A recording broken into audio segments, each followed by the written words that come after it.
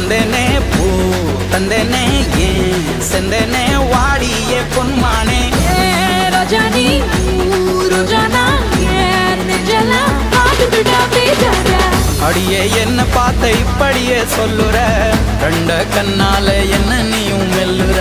சும்மா விட்ட நீ ரொம்ப தான் துள்ளுற கிட்ட வந்தாக்கா ஏண்டா என்ன தள்ளுற அடியே உன் கண்ணும் தக்காளி சிவப்பே